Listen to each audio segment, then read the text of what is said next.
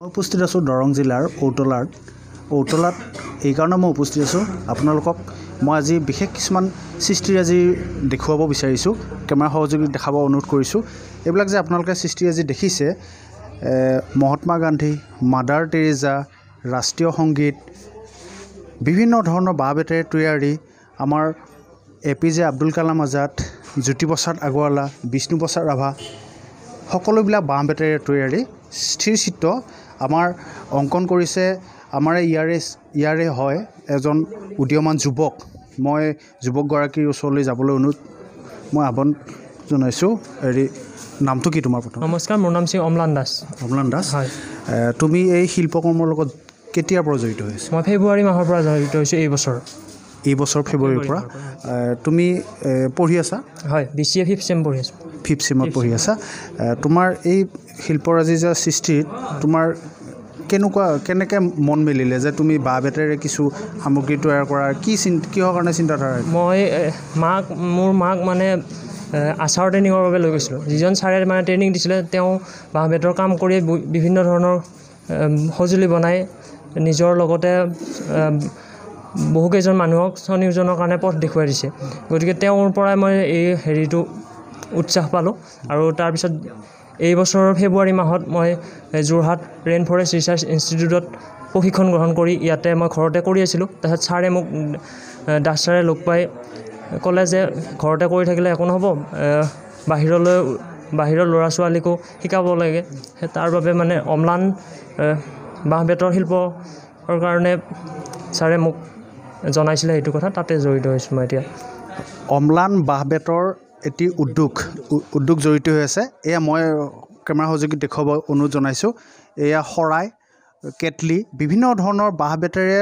ইমান নিখুঁতভাৱে তৈয়াৰ কৰিছে এখেতসকলে অম্লান বাঁহ বেতৰ যিটো উদ্যোগ নতুনকৈ স্থাপন হৈছে এতিয়া বৰ্তমান তেওঁলোকে আৰম্ভণি পৰ্যায়ত আছে বৰ্তমান পৰ্যায়ক্ৰমে তেওঁলোকে প্ৰচাৰ বিমুখ বা প্ৰচাৰৰ অভাৱৰ কাৰণে হয়তো উঠিব পৰা নাই সেয়ে আমি আজি ইয়াত আহি আপোনালোকক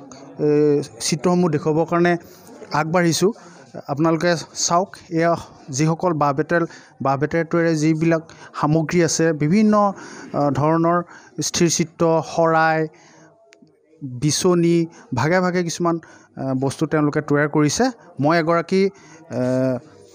সচেতক সংগঠক আছে মই তেখেতৰ পৰা জানিব বিচাৰিছোঁ কি ক'ব এই সম্পৰ্কত এটা কথাই ক'ব লগা আছে যে আমি যদি আচলতে কৰিব বিচাৰোঁ তেনেহ'লে আমি বহুত কিবা কিবি কৰিব পাৰোঁ আৰু যদি আমি ইচ্ছা নকৰোঁ তেনেহ'লে ঘৰত থাকিও আমি নিবনুৱা হৈয়ে থাকিম আমাৰ মাজত ইমান সামগ্ৰী আছে যেনেকুৱা বাঁহ আছে বেত আছে পাতি আছে অন্যান্য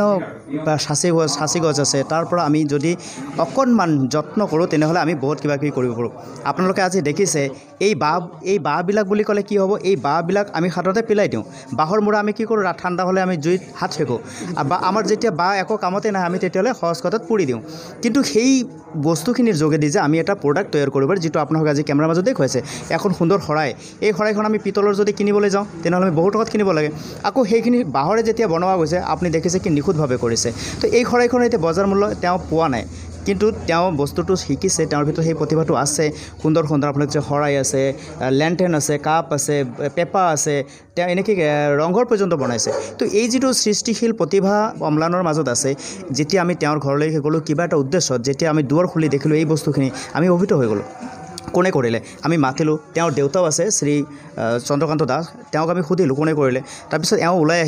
আহি যেতিয়া আমি সুধিলোঁ যে এইবিলাক কাৰ সৃষ্টি তেওঁ হাঁহিমুখে ক'লে মই কৰিছোঁ আমি আচৰিত হ'লোঁ এইটো সৰু ল'ৰা কণমানি ল'ৰা কিন্তু ইমান প্ৰতিভা তেওঁৰ ভিতৰত আছে তাৰপিছত আমি তেওঁৰ বিষয়ে জানিবলৈ চেষ্টা কৰিলোঁ তেতিয়া তেওঁৰ কথাখিনি ক'লে তেওঁ ক'ত ক্ৰছ কৰিছিলে কেনেকৈ শিকিলে কেনেকৈ এই বৃত্তিটো পালে তাৰপিছত আমি আলোচনা কৰিলোঁ তেওঁৰ পৰা যে তুমি কেনেদৰে এই বস্তুটো আগবঢ়াই লৈ গৈছা তেতিয়া ক'লে যে মই এককভাৱে আগবঢ়াই লৈ গৈছোঁ ইয়াত তেওঁ কোনো ধৰণৰ আৰ্থিক সহযোগিতা পোৱা নাই কাৰোৰ পৰা সহায় পোৱা নাই এনেকৈ চৰকাৰী বেচৰকাৰী ফালৰ পৰা তেওঁ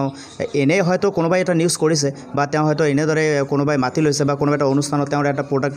কিনি লৈ পেলাই তেওঁলোকে কামখিনি চলাইছে কিন্তু এই ধৰণৰ সৃষ্টিটোক যে এতিয়া বজাৰ দিব পাৰি আৰু ইয়াৰ যোগেদি এটি সুন্দৰ উৎপাদন আমি ওলাব পাৰি বা আমাৰ আৰ্থিক এটা উপাৰ্জন ওলাব পাৰি সেই কথাটো চিন্তাৰ বিষয় আছিল তো তেনে ক্ষেত্ৰত আমি তেওঁৰ লগত কথা পাতি যেতিয়া জানিলোঁ আমাৰ মনত অভিলাষা আছিল তো অম্লান নামৰ উৎপাদন কেন্দ্ৰৰ যোগেদি এওঁলোকে এটি কৰ্মসংস্থাপন পাওক আৰু এওঁৰ যোগেদি অন্যান্য শিকক আৰু তেওঁলোকে যেন কৰ্মসংস্থাপন আমি তাৰে আশা কৰিছোঁ হয় এওঁলোকে যিটো অম্লান নামৰ যিটো এইটো এটা ক্ষুদ্ৰ উদ্যোগ গঢ়ি তুলিছে এই উদ্যোগটোৰ জৰিয়তে যাতে এখেতসকলৰ জৰিয়তে আনেও সংস্থাপন পাওক আনে জীৱিকাৰ সন্ধান উলিয়াব পাৰে আন এগৰাকী মই শিক্ষক আছে তেখেতৰ পৰা জানিব বিচাৰিছোঁ এগৰাকী শিক্ষক হৈও কিন্তু তেওঁ এনেকুৱা বাঁহ বেতৰ যি নিপুণ শৈলী তেখেতে তৈয়াৰ কৰি উলিয়াবলৈ সক্ষম হৈছে কি ক'ব আপোনাৰ নামটো কি ক'ব মোৰ নাম জিতেন্দ্ৰ চন্দ্ৰ শৰ্মা ঘৰ আপুনি ঘৰ শিৱাজাৰত আৰু শিক্ষকতা কৰোঁ ওদালগুৰি জিলাৰ গোপচাচোবা হাইস্কুলত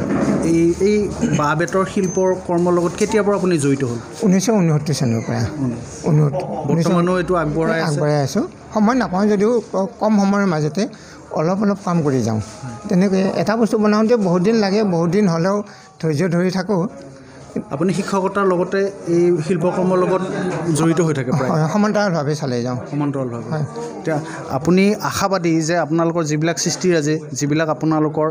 মানে প্ৰচাৰ বিমুখ আপোনালোকে কি ভাবে ইয়াৰ জৰিয়তে চৰকাৰ বা অন্য যিবিলাক শিকাৰু আছে তেখেতসকলক আপোনাৰ জৰিয়তে কিবা আগবঢ়াব আপুনি ইচ্ছা কৰিব শিকিব খুজিলে শিকাব প্ৰস্তুত আছোঁ ইচ্ছাও আছে কিন্তু আগবাঢ়ি নাহিলেনো কেনেকৈ শিকাম গতিকে যদি কোনোবা আগবাঢ়ি আহে নিশ্চয় আমাৰ যতীন্দ্ৰনাথ কৃষ্ণ দাসদেৱৰ সহযোগত কোনোবা যদি আগবাঢ়ে যুৱচাম তেতিয়াহ'লে আমি শিকাব পাৰিম আৰু এই যিটো সংস্কৃতি তেনেকৈ শিকালে নিশ্চয় জীৱিত থাকিব আৰু নহ'লে কোনোটো স্থায়ী নহয় সকলো মানুহে মৰণশীল কোনোবা এজন শিল্পী ঢুকালে সেই শিল্পটো লোপ পায় গতিকে আমি যদি শিকাব পাৰোঁ শিল্পকলাটো নিশ্চয় জীৱিত থাকিব বুলি আশা কৰিব পাৰোঁ হয় মই এগৰাকী বিশেষ ব্যক্তিক এইকাৰণে দেখুৱাব বিচাৰিছোঁ এই বাপজনাই মূল মানুহ যিজন মানুহৰ জৰিয়তে এই শিল্পকলাটোৰ আঁত ধৰিছে এইজন উচ্চ শিক্ষিত যুৱক উচ্চ শিক্ষিত গ্ৰহণ কৰিও তেওঁ যে এই শিল্পীৰাজিৰ এই বাঁহ বেতৰ কৰ্মৰাজিত ইমান নিখুঁতভাৱে তেওঁ এই কৰ্মৰাজিবিলাকত মনোনিৱেশ কৰিছে আমি সঁচাই বহুত আপ্লুত হৈছোঁ কিয়নো এজন উচ্চ শিক্ষিত যুৱকে যে ইমানখিনি এই নিজৰ পঢ়া শুনাৰ জৰিয়তে এইবিলাক কামত জড়িত হৈ থাকে তাৰ এক নিদন দেখুৱাবলৈ সক্ষম হৈছে লগতে যিগৰাকী